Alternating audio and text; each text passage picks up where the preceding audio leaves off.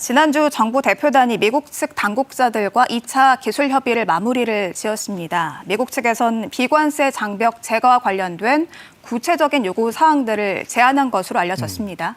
그렇습니다. 기술 협의라는 것이 우리가 말하는 기술이 아니라 이제 구체적인 협의를 하는 거죠. 네. 20일, 22일까지 관세 2차 국장급 관세 기술적 협의를 이제 종료를 했고요.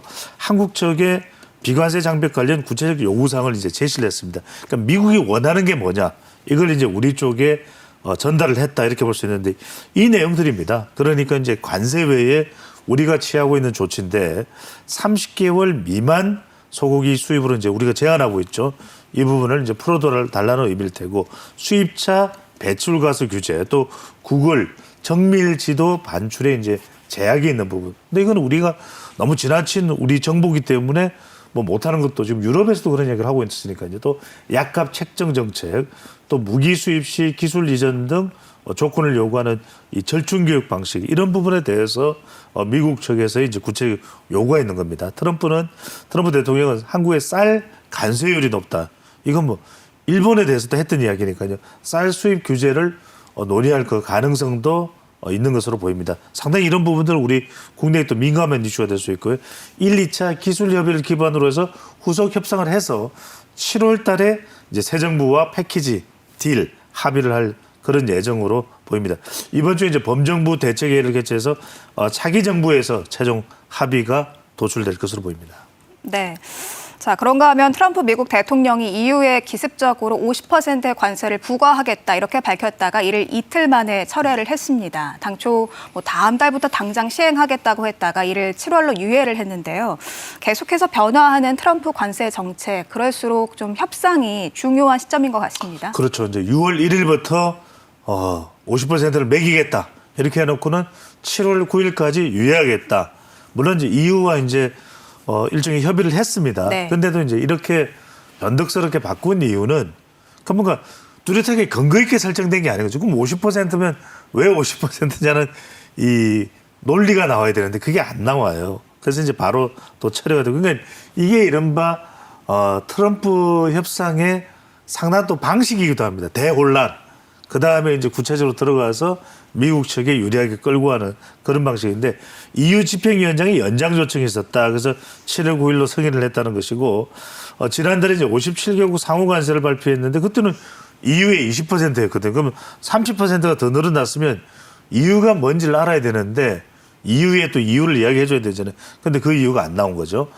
미국에서 만든 상품에는 관세가 붙지 않을 것이다, 이 점을 강조하니까 좀 유럽이 상대적으로 미국에 직접 투자가 잘 없어요. 공장을 짓는다든지. 왜냐하면 그건 이제 유럽 내에서도 이 노조 관계, 고용도 관계가 돼 있기 때문에 그런 건데, 유럽연합은 최근에 에너지 협력이나 공산품에 상호 무관세를 제안했습니다. 그러니까 이제 미국 재무장관인 베센트는 어림없다, 이러면서 EU가 서두르게 되길, 몇 개의 큰 합의가 이제 좀 발표되면 좋겠다, 그래서 약간의 으름장을 놓으면서 압박하는 그런 상황으로 보입니다. 네. 비슷한 맥락에서 관세 관련 이슈가 한 가지 더 있었습니다. 미국 외의 지역에서 생산하는 스마트폰에 25%의 관세를 부과하겠다, 이렇게 밝혔는데 자국의 애플은 물론이고 우리나라의 삼성전자도 영향을 받게 됐습니다. 그렇죠. 애플 하면 이제 쿡 CEO죠. 네. 쿡 CEO한테 이 트럼프 대통령이 통화하면서 한 얘기가 그거예요. 관세 없애줄 테니까 미국에서 생산하라. 이거 뭐 가능하지가 않은 이야기죠. 그러니까 이제 트럼프 대통령은 미국에서 생산하는 걸 제일 좋아합니다. 그렇지 않으면 일단 관세를 매기겠다는 것인데, 해외 생산되는 아이폰 25% 관세를 매기겠다. 이게 이제 미국 국민들도 그럼 아이폰 값이 비싸지니까 어떡하냐, 상당히 반발이 있을 법도 했는데, 있는 것도 사실이고요. 근데 뭐 하겠다는 거예요, 트럼프 대통령은. 삼성도 마찬가지다. 아이폰을 해외에서 생산하는데 이걸 또 중국에서 생산을 많이 합니다.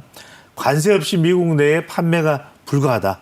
6월 말에 25% 관세를 매기는데 삼성 등 다른 기업, 또 휴대폰을 만드는 몇 개 기업들이 있습니다. 삼성에도 그게 해당이 되기 때문에 미국 재무장관은 반도체 해외 생산이 가장 큰 취약점이다. 그러니까 이제 스마트폰 안에 일종의 AI 반도체, 온 AI 디바이스도 있거든요. 이런 걸 위해서는, 공급망 안정을 위해서는 스마트폰도 반도체가 들어간다. 이건 미국에서 생산해야 된다.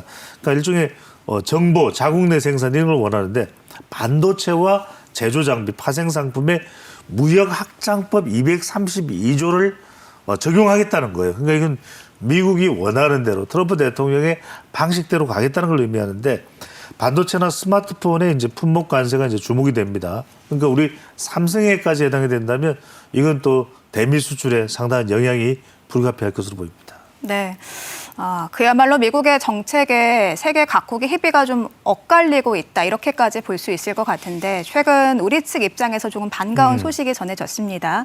원전 종주국인 미국이 올해 좀 대규모의 규모가 큰 원전 투자 계획을 세웠죠. 그렇습니다. 이게 말 그대로 원전 르네상스 시대를 열겠다 이런 것이기 때문에 최근에 우리가 계속 KTV에서 전해드렸던 좋은 소식이 뭐냐면 체코의 두쿠만이 원전이었는데 테물린 원전까지도 이어지는 겁니다. 지금 이제 프랑스 EDF의 이 제소로 인해서 이제 우리가 좀 주춤거리고 있는데 이 소식은 상당히 우리에게 좀 기쁨을 가져오는 그런 기쁜 소식입니다. 트럼프 대통령이 원전 강국을 재건한 원전 르네상스라고 이야기를 했어요. 2050년까지 300기를 건설하겠다. 네. 지금보다 무려 한 3배 이상이거든요. 미국 수준으로. 그러니까 트럼프는 원전 관련 규제를 완화하는 행정명령 4건에다 서명을 했습니다. 2050년까지는 미국 원자력 발전의 용량을 4배로 확대하겠다. 이게 왜 중요하냐면 만들어지는 기는 지금 현재 94기 플러스 300기로 늘리는 거예요. 근데 용량은 더 늘리는 거예요. 그러니까 더 첨단 기술로 간다는 이야기입니다. AI 약산 등 전력 수요가 급증하죠. 계속 전력이 소모량이 늘어날 수밖에 없습니다. AI 반도체가 있죠. 여기에 데이터 센터가 있죠. 또 전기 자동차가 있죠.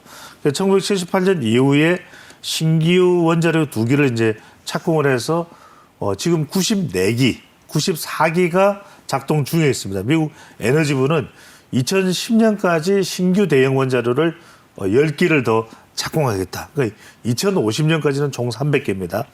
트럼프 대통령이 원자력 규제위원회에다가 원전 허가를 18개월 이내에 할 수 있게끔 이런 단축 지시도 내리고 있는 상황이라서 조금 이따 구체적으로 더 설명드리겠습니다.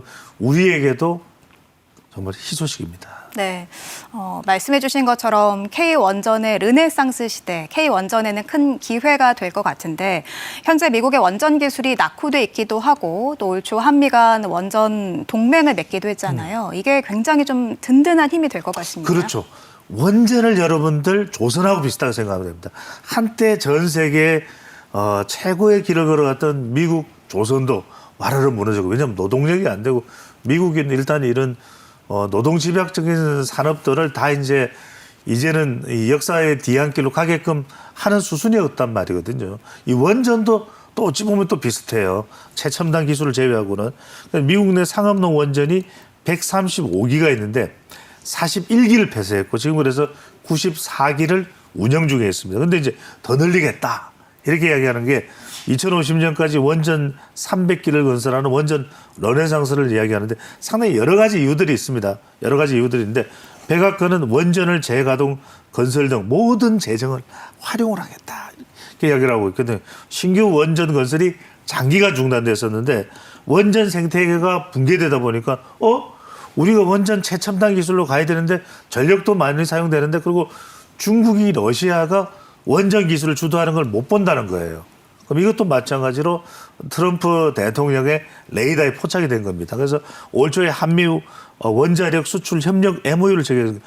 우리가 또 이 기술이 빵빵하기 때문에 미국으로서는 협력 국가가 반드시 필요해요. 그걸 해줄 수 있는 국가가 그 유일하게 대한민국입니다. 그래서 한국수력원전학과 웨스팅하우스가 협력을 약속을 하고 있고 K원전의 기회가 될 수 있다. 그래서 중국과 프랑스는 시공 능력 한계도 있지만 약간 프랑스와는 좀 티격태격하는 게 있고 중국은 아예 그냥 범접하지 못하게 해버리기 때문에 우리와의 어떤 동맹관계를 본다면 K원전의 협력 가능성이 더 높아지는 상황입니다.